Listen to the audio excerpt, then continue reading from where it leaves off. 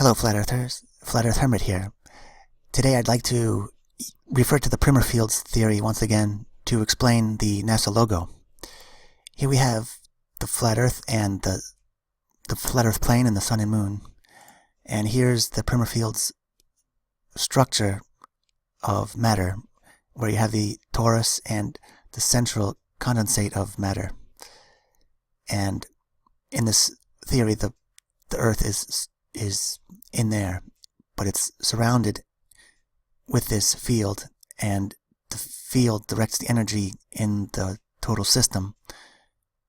And you can see how large these fields are. So they extend very far, and this field probably has greater and smaller levels of energy at certain areas. So this would explain some kind of cycle. Like if you had a lot of energy here and it would take many years to come around, let's say 12 years, then you would get maybe a solar flare, or the solar cycles could be explained this way. Anyhow, the closer perspective of this Primer field structure is that I call this the Primer pressure, and it's kind of complicated in here, but towards this area it goes straight down. And we can see the similarity between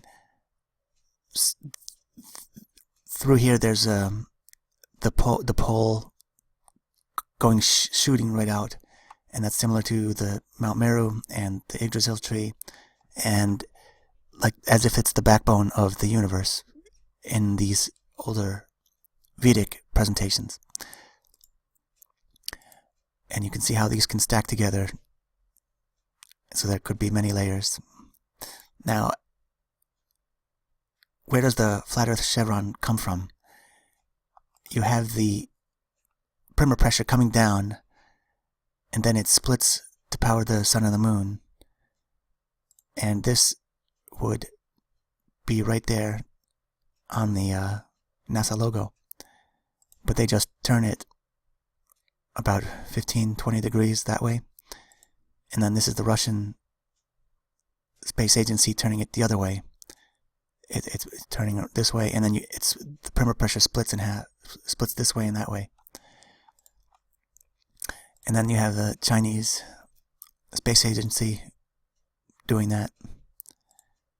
And then you have another logo from them or something similar, where you have it comes down and it splits, and you have this thing reminds me of the yin and yang symbol. And then this is the Korean Space Agency. It's Mount Meru, and it's splitting in half. And you see it in the Apollo 11 patch. Again, this looks like the sun, the color of the sun, even though it's the moon. But you do get this splitting of the energy. Another example, and here again is the plane. And then here again, you see the pattern. Now, I'd like to bring up the issue of the difference between flat Earth and Bible Earth. And in this case, the explanation for the logo would be more along the lines of real energy or just regular electricity. Whereas if you're a Bible Earther, you'd like to connect this to a snake, and then Satan, and then Hitler, and come up with all this other symbology. And also the Bible Earthers need a dome, and they need Satan and stuff like that. But the question is it honest? Does Satan explain anything? It's a patent lie that Hitler and the Nazis were friendly to Freemasonry. They didn't like secret organizations, and it's also ludicrous to think that Hitler lost World War II just to have his scientists go to the United States and fool the world that the Earth is a ball. That's just ridiculous. But you can see on the Star Trek logo the same pattern going on. So I just want to warn people to beware of what I call occult paranoia. You should connect your symbols to something real, so that the symbols have actual meaning to you, instead of some people really go crazy with these symbols, and it becomes a nutty thing. So these things look like V's at one level, but V could also stand for Vril. Here's somebody added this Satan thing. I don't know if that's productive, but Vril Energy actually had an idea at the time, and it was meant to be reflective of electricity, the one great fluid pervading all of nature. And electricity, you might say, has magical properties. It doesn't. It's not. If you assume the world is a billiard ball universe, then what electricity does is magical, but it's electric. I don't think people realize how deep the lie goes.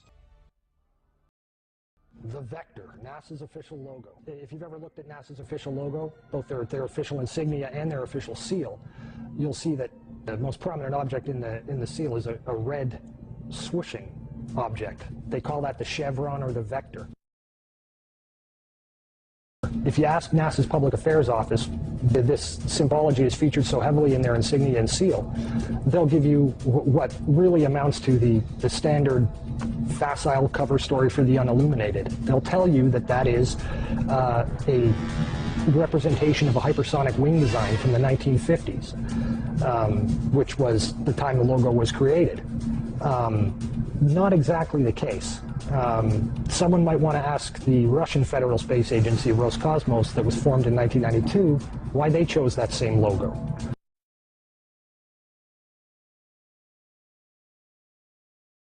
And while you're at it, you can go ask the Chinese, who formed their space agency in 1996, why in the world they're using a hypersonic wing design from the 1950s as their official logo. Then you can ask the Japanese, the South Koreans, Taiwanese, Malaysia, Mexico, Iran, all of these countries, even Bulgaria. They all utilize the vector symbology in their space agency logos for their national space agencies. It gets even deeper. You can go look at the individual manned program patches for NASA. The Mercury program, for example, a blatant use of covert symbology. In every logo dealing with the Mercury program, you'll see what looks like a number 7 in their logo. And again, NASA's official story is that they put this number 7 there so that they could pay homage to the original 7 Mercury astronauts. Kind of forgetting the fact that only 6 Mercury astronauts actually flew into space, because number 7 never did. Deke Slayton had a heart problem, so he didn't get to go up. So there were only 6 Mercury astronauts. Yet there's a 7 in every single logo. That's in the official mission or official program insignia for Mercury, as well as the 6 individual mission patches carry this logo. And it carries on to the Space Shuttle program. If you look at the Apollo logo has a big letter A in it. At least that's what they want you to believe, but it's not. Again, that's just a simple way of explaining away the inclusion of this vector symbology in the logo.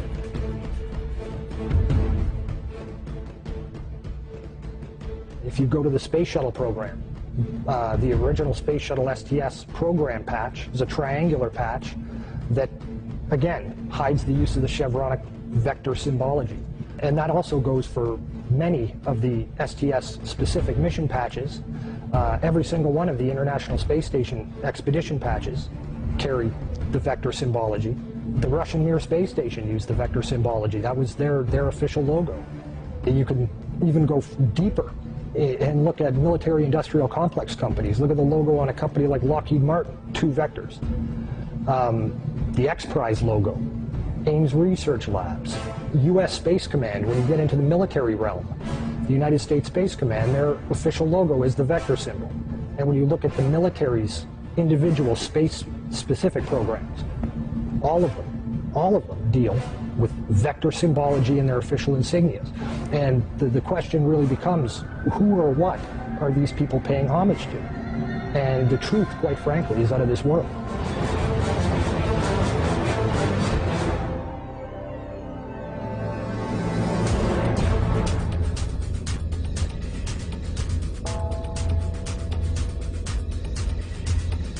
Fields. It's a long fly ball going back, and the ball shatters the sky, bringing the ocean itself down into the stadium. Oh, Simpson just broke this dream's reality wide open.